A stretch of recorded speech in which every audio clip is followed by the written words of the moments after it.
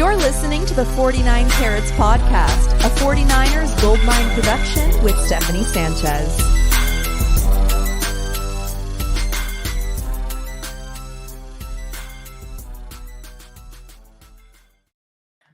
What's going on, everyone? Welcome to another edition of the 49 Carats Podcast. I'm your host, Steph. It is December 29th, a Friday, and it is good that it's a Friday because we are that much further removed from the 49ers, loss on Monday night. Hopefully the team's going to get back on track against the Commanders. Joining me to talk about that matchup today, as always on a Friday, is Laurie Fitzpatrick. Laurie, how you doing today?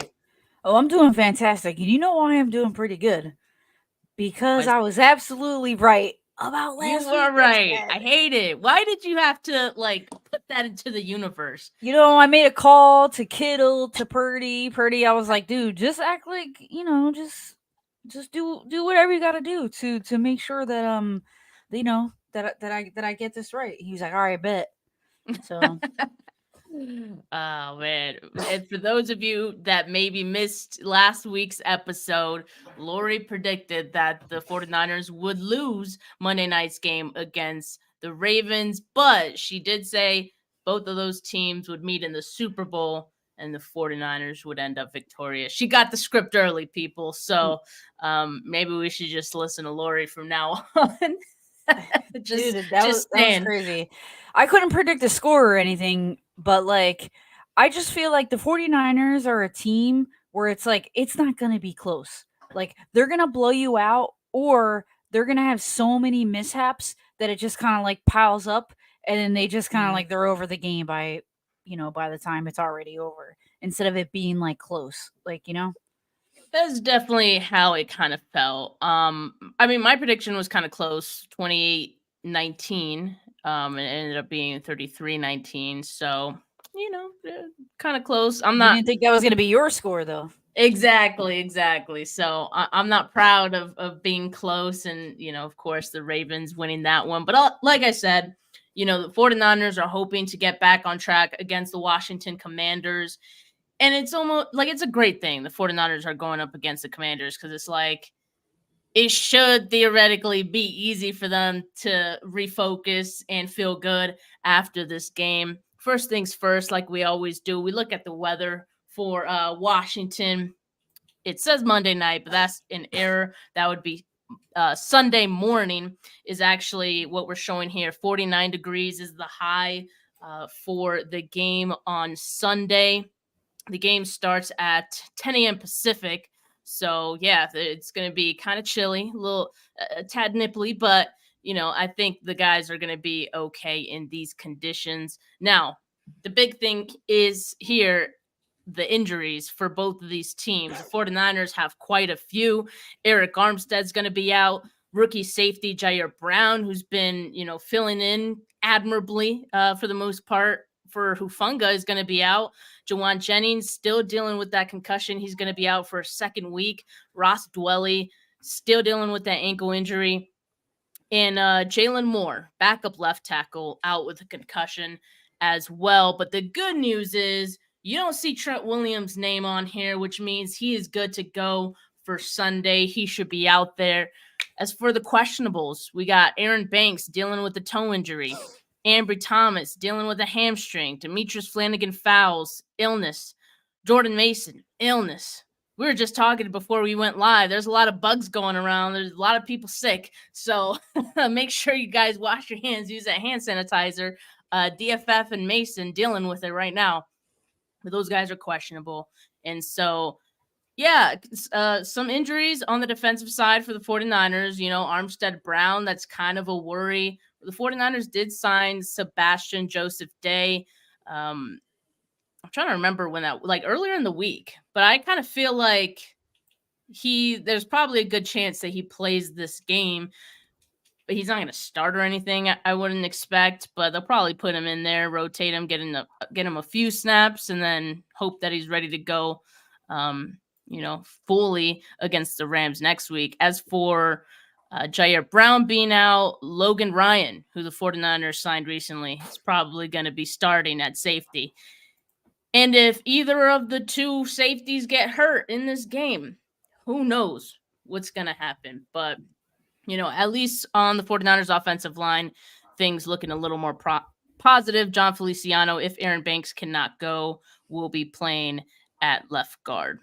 I don't remember seeing D Winters out there, and I was like pretty hype about him last week. So you were. He does play. He plays some special teams. That's like kind of what he's been out there for mostly. Well, but aside from that, he's pretty down on the depth chart. Yeah. Well, he'll get his opportunity. Yeah, especially if this bug keeps, making its way around the locker room. Mm-hmm. Hopefully not, man. It's making its way around Miami right now. Stay out of the nightclubs, people. All right, well, on the Commanders side, they're dealing with a number of injuries too. You got safety Percy Butler. Both of their starting corners are going to be out. Kendall Fuller and Benjamin St. Juste. Both of those guys are going to be out on Sunday. That is huge for the 49ers. Very bad for the Commanders. And their center, Tyler Larson, is going to be out. I don't believe that's their starting center, though. And their starting left tackle, Charles Leno, is going to be out. So some considerable injuries on the Commanders side. And, not ideal going up against this 49ers team. Jacoby Brissett, who was named the starter for the Commanders earlier in the week, landed on the injury report on Friday, dealing with some hamstring tightness or like a, hamstring strain. But anytime you get added on the injury report on Friday, it's not always a good thing, right? And so that's interesting because that potentially opens up the door for Sam Howell to start in this game if Brissett, doesn't feel up to playing on Sunday. Very, very interesting if that were to happen. Yeah, I think I'm trying to figure out who was their starter at center. Nick Gates. I think it's Nick Gates instead of Tyler Larson. Like you're saying. Here, so on offense. Okay, Gates. Yeah, I'm seeing Gates. Yeah, so that's their starter at center. So the backup center is going to be out for this one, so that shouldn't hurt them too much. But that shouldn't be too big their of a left deal. tackle, their starting left tackle is going to be out, as will be both of their starting corners. So that's a big blow for them in this game. But yeah, go ahead. No. I was just gonna say I honestly don't think it's gonna be, that big of a deal. The 49ers are gonna bounce back. So, even if their roster wasn't so injured, I don't think it would be, a huge deal. Look, those records are reversed. Come on. Come on, Niners. The 49ers 11-4, the Commanders 4-11. Almost my height. And you could see that in the EPA per play allowed, the Commanders are in the red. In EPA per pass allowed, they are in the red. That is very bad. Yeah, even their rush is not so good. I'm pretty sure they're top 10 in rushing yards allowed. They're just not doing good. They totally need a rebuild season. So this is that season where they just let everyone win. But at the same time, knowing that Ron Rivera has one foot out the door, basically, I thought maybe they would have some little fight in them left, and they're going to put their best efforts, even if that's not, their best efforts don't quite match up to the 49ers' best efforts, but, they're going to try their damnedest. And so, let's talk about the cautious matchups for the 49ers first.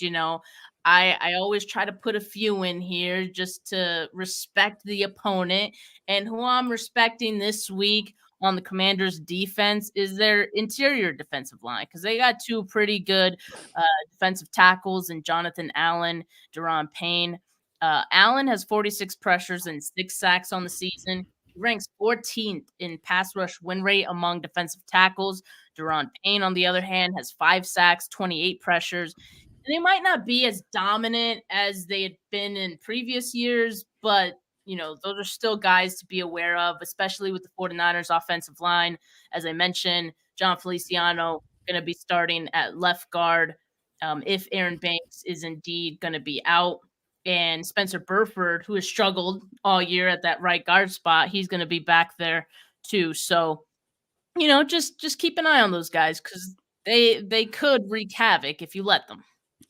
See, I think, and I know we kind of want to like give up and not think about last week, but we've been talking about the pressure and how Purdy's been really good with the pressure.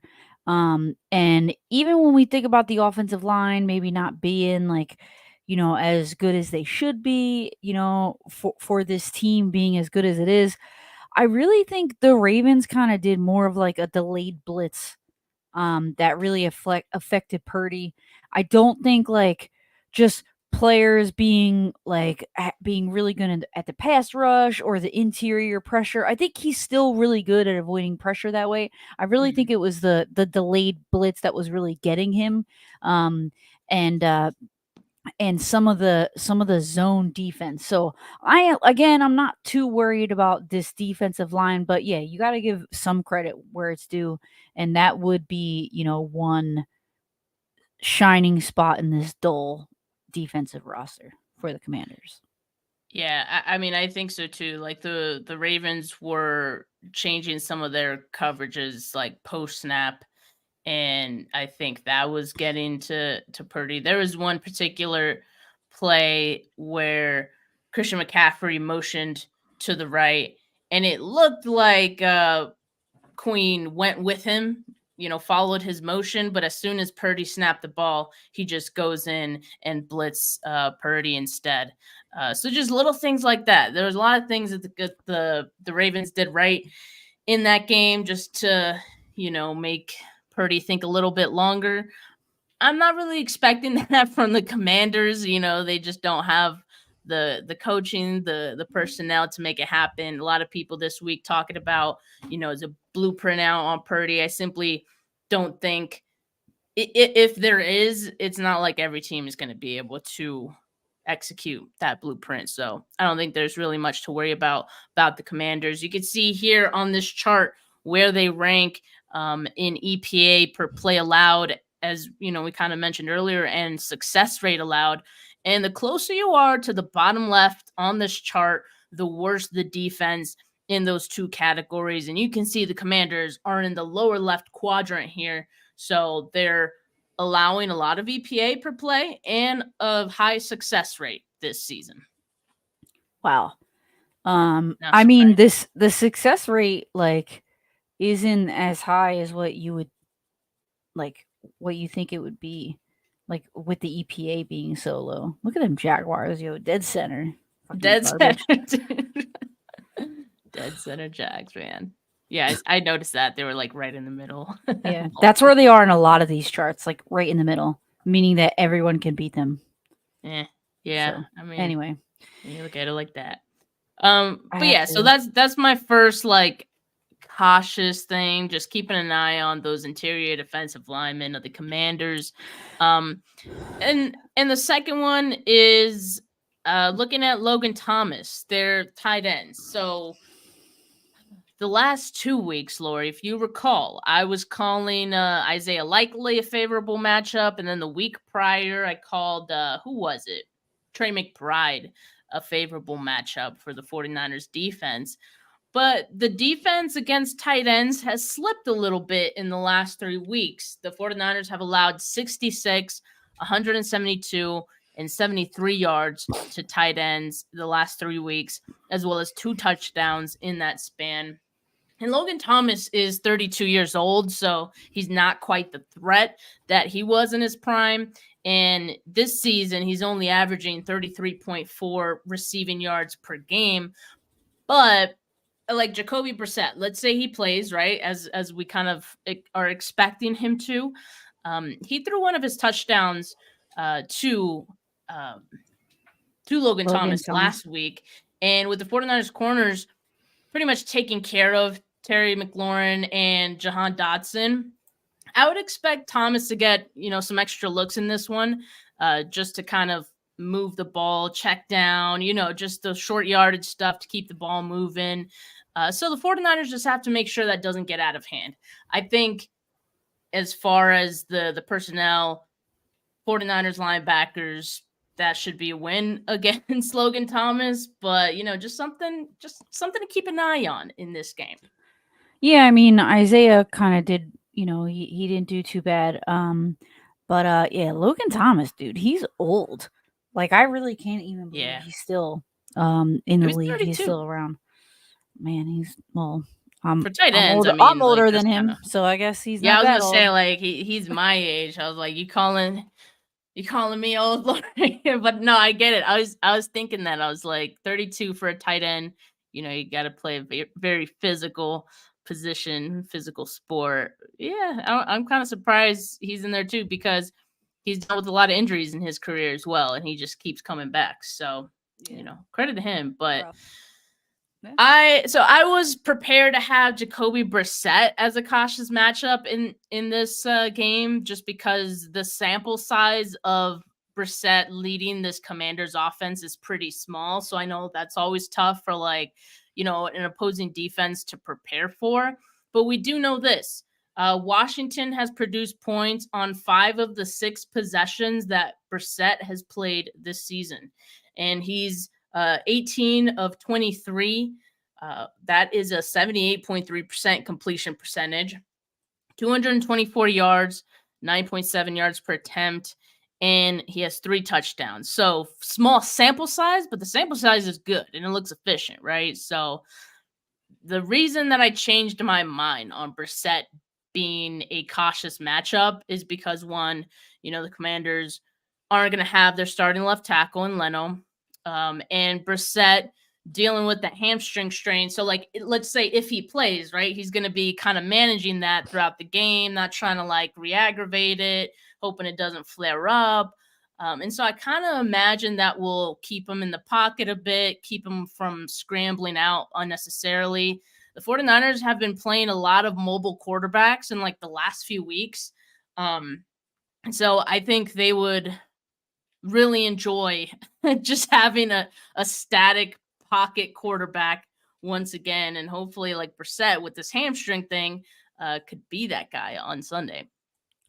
Yeah, I mean, the only thing, like, I'm not trying to think too much about earlier in the season for the 49ers, but against backup quarterbacks, man, it's not looking great. Remember PJ Walker? Yeah. You thought that was going to be super easy, and then, he came out and, he did throw 2 interceptions, but at the same time, they still got the win. So, just got to be a little cautious. Yeah. Even Dobbs early in the year. Yeah, they have played some, and so that's why I was thinking of putting them as a cautious matchup, just because, like, it's kind of hard for the 49ers to prepare for, honestly. Yeah. And the 49ers are all about preparation. So yeah, exactly. In general. And if the Commanders make that last minute decision Sunday morning to, like, keep Brissett out of the game, that'll be an even more interesting thing how the 49ers handle that, because then you're going back to Sam Howell. Did the 49ers prepare for both quarterbacks just in case of anything? I don't know, but finding that out, that, Brissett got added to the injury report late Friday, and then the possibility of him being out Sunday morning, like that, that could potentially change some things for the defense. Yeah. So definitely gotta be cautious. Yeah. But that brings me to the favorable matchups for this team. And I was just showing the Commanders' offensive line. First things first, like, hello, Chase Young, right? Like, this is what the people call a revenge game. Young says it's just any other game for him. So whether or not he'll be, like, a little more motivated to be playing his former team, I think there's always, like, that extra motivation to want to play well against your former team, even if there isn't any bad blood. And the 49ers sure would not complain if that were the case. I mean, since they're going to be without Eric Armstead, like I said. And, Kinlaw maybe goes back to more of a rotational role with Sebastian Joseph Day potentially getting some snaps in this game. I think that would be ideal, because Kinlaw, like, his production kind of was starting to drop off the more snaps he was getting. So to keep him efficient, Like he has to stay on a limited rep count, I think. And so hopefully Joseph Day can get some some snaps in this one. But how about Javon Hargrave last week? I thought he had a great game against the Ravens. No one's going to really pay attention to it because the 49ers lost as bad as they did. But I thought Hargrave had himself a great game. Yeah, and it's definitely something where you look at Chase Young and you realize, dude, this is the team that he's played with. He knows the offensive line's weaknesses. Right. He knows, he's been practicing against these guys, week in and week out. So it should be a game where he's able to kind of slide in there and maybe get a few sacks. I think that would be cool. But what I'm thinking is I just watched like all the highlights from week 16 of last year's game against the Commanders. That was really interesting. I think that when we move on to the next favorable matchup, I don't think like I'd be particularly worried. I think what Rob mentions in the chat, if 2 tip balls fall to the ground, it would be a different game. And I don't know if you remember last year, but there was a tip ball that got intercepted against the Commanders last year. So I think that's Purdy interesting. Intercepted it, or Purdy was intercepted. Yep. Yeah. A tip ball. So it's just something that has been happening. But yeah, you got to be able to bounce back. But that did happen, and they still won. Was it 37-20 in last year's matchup, week 16? Like, what is up with these two teams facing off at the end of the season? It's kind of crazy. Yeah, I know it makes for some interesting football, I guess. I mean, it can really like get you motivated when going into the playoffs, when like you beat a team's ass. Like that's what some college teams do before they start the season. They play some like Division II school so that they can like really like feel better about themselves when they go into the season. I think it's kind of messed up actually that college teams do that. But hey, it's something that kind of gets the season going with a win, and you can kind of end the season that way with a win. Yeah, and I think we're all hoping that the 49ers kind of regain their footing against this Commanders team, because they're going to need that feeling good, that momentum when they play the Rams in that Week 18 game. Why are so many people worried about this game? That's crazy. Dude. Like, it's like so many people. Like, I'm hearing it on like all the chats, like all my Twitter responses. Like, I'm talking about Laurie, the 49ers, and they're like, it's gonna be the Rams lightly. It's because the Rams are looking good right now. They're looking really good, and I never count out Stafford. I don't count out McVay because he's an excellent coach. Kyron Williams has been balling. Puka has been balling. Puka! So like, dude, our boy. I am like, yeah, we did both like Puka Nacua at the Senior Bowl, and he was at the Senior Bowl, right? I believe. Yeah. He only had practice the one day, the first day, and that was it because he did so well, and everybody was like, "Dude, he's gonna kill it in the league." And then week 1 or 2, he comes out, and who heard of this guy? If you went to the Senior Bowl, we knew. Yeah. We all knew that this was gonna happen. He looked good there too. Yep. Yeah, so that's why a lot of 49er fans have some angst about that Week 18 game, because then it's a must win, right? The fact that they lost against the Ravens makes these next 2 a must win. Of course, if they want to continue to control their destiny, there's still some scenarios in which like other teams can help them out in clinching if they don't win. But of course, getting the win against these next two teams is going to be what clinches them the first. That's their best chance. So yeah, that's why. Well, but that's for next week's show. I'm sure that'll be an interesting one. But getting back to the Commanders, like as far as where the Commanders rank in pass blocking and run blocking this season, they rank 18th in both composite rating ranks. You see them here for pass blocking. For run blocking, they're also 18th. So, just kind of okay. Like the 49ers have definitely gone against better offensive lines and have still been productive. So I'm expecting that the 49ers should be able to get some pressure on whichever quarterback does play in this game. And I'm liking that matchup for them. Yeah. As far as the 49ers, one of the biggest weapons in this game, Christian McCaffrey, man, and he has 21 touchdowns from scrimmage this season, right? So that means he's tied with Raheem Mostert, also having a crazy year. But McCaffrey needs 2 touchdowns on Sunday, or at least the next 2 games, to tie Jerry Rice, and 3 to break the record for total touchdowns in a season. So I'm expecting McCaffrey to have a big game, because if you see his numbers since week 12, he's been killing it as far as his yards per attempt. And, we know he's a beast, but the Commanders ranked 23rd in yards per attempt allowed with 4.5. They're also 23rd in rushing yards allowed per game. They're allowing 122.7 rushing yards per game right now. Although in the last 3 weeks, they are 3rd worst in that span, because they've been allowing 161 rushing yards per game. So only the Cardinals and the Seahawks have been worse in that span. So I'm expecting the 49ers to lean on the run a lot in this game, just because I think they're at a point in this season where it's like, man, we don't want to deal with too many more injuries. Let's just get out of this game, or drops, as tip easily balls, as we can. Yeah, interceptions. and I think it'll help Brock Purdy get back in a bit of a groove too, if the run game is present, and we know what McCaffrey can do with the ball in his hands. Yeah, I mean, I'm thinking this is more of a Kittle game, to be honest. Man, last season in that Week 16 game, he had 2 touchdowns and he almost had a 3rd touchdown, but he was tackled at the 1-yard line. I was like, dude, this is gonna happen again. This is gonna happen again this week. So, it might be a Kittle game. It could. I mean, with both of the starting corners being out for the Commanders, it could be a big everyone game. I'm not even joking. I think Ayuk's going to get his. I think Debo could get his.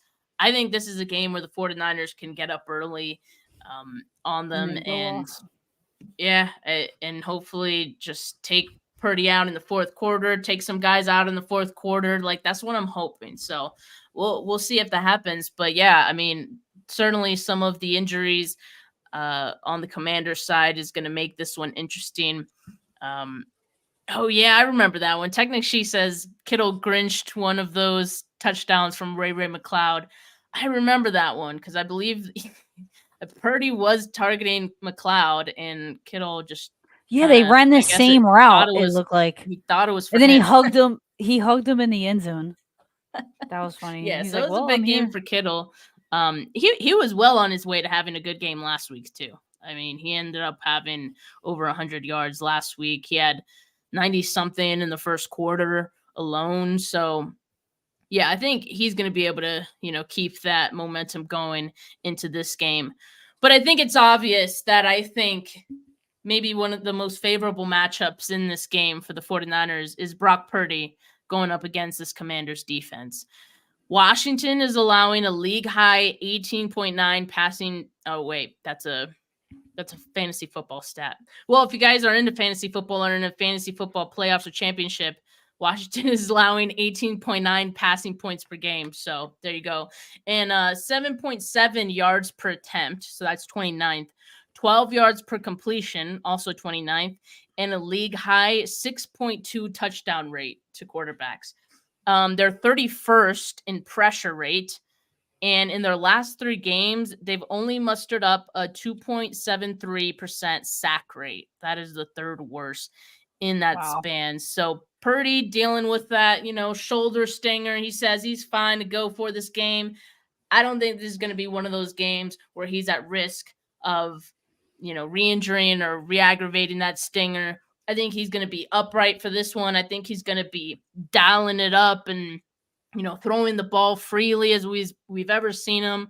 And I think it's going to feel good for him to get that monkey of Monday night off of his back. Yeah, no, for sure. And, I think, like you said, it's going to be a game where, the wide receivers have a chance to kind of go off. I saw on PFF and I also saw on one of your clips here, that cornerback who, since they're out, the cornerback that's starting literally has a gray, a gray square. blade. because he has like no snaps. He is literally no grade because he's so bad. So this is definitely a Purdy bounce back game. But yeah, it may not be something where he's really having to squeeze it into too many small windows. So he should be fine. He should go off this game, to be honest.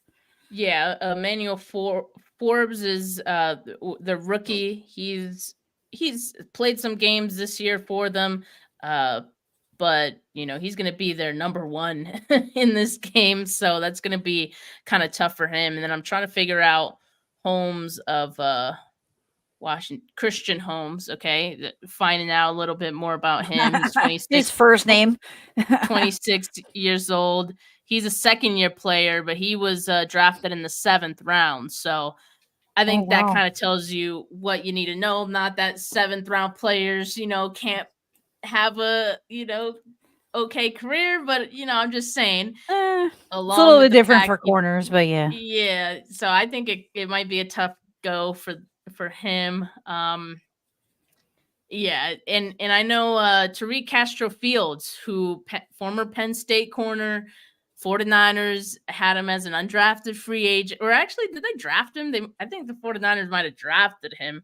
Here, I'm trying to find Castro-Fields. Yeah, he was drafted in the 6th round by the 49ers last season. And so he's 6th round, pick last year, second-year player that could potentially play in this game too. And so again, yeah, in the 6th. So just it's a bad situation for the Commanders with their corners. And so it's going to be ugly. It's going to be ugly for them, but it's going to be great for Brock Purdy. It's going to be a big bounce back opportunity for him. And some of the stats that I mentioned, like what the Washington defense was allowing in pass production, that was even before these injuries happened. Okay. So just imagine how much of an opportunity Purdy has here in this game. And Laurie, you mentioned that week 16 game from last season, that was Purdy's 3rd start. And he was 15 of 22, 234 yards, 10.6 yards per attempt, 2 touchdowns, and the 1 interception you did mention. Do you have a score prediction for this game? Yeah, I'm gonna go kind of like how it damn. I was gonna say kind of like how it went for the Cowboys earlier this season. I was gonna go with like 42-10. But maybe I'll go like 38 to 13. 38-13. That's good. I like that. Okay, so earlier in the week, up till like yesterday, I was saying 27-13 because I was like in my head, the 49ers, I think, are just going to be happy to just, win any which way. Like they're not really going to make any point. I think the Commanders going to play them tough and all this stuff. And then today, like I find out they're going to be out 2 corners. So that changes everything for me in my prediction. So I'm going to change it. I'm going to say 35-13 because I do think with Brissett, playing even if Howell plays, they're going to be able to get a touchdown, a couple field goals because at a certain point in the game, the defense will just relax a little bit. And so we're pretty close in our prediction there. And here's something interesting. The Commanders are allowing 30.2 points per game. So I think our prediction is pretty fair.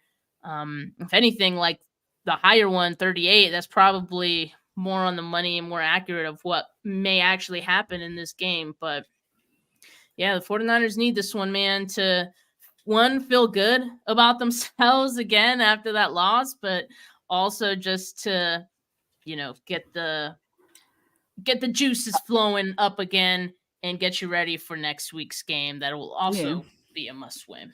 So if they can let the Bears score 40 points, then come on. Yeah, man. I mean, what else needs to be said? And so that's why this was a short show, because it was like there's honestly not too much to like say about the command.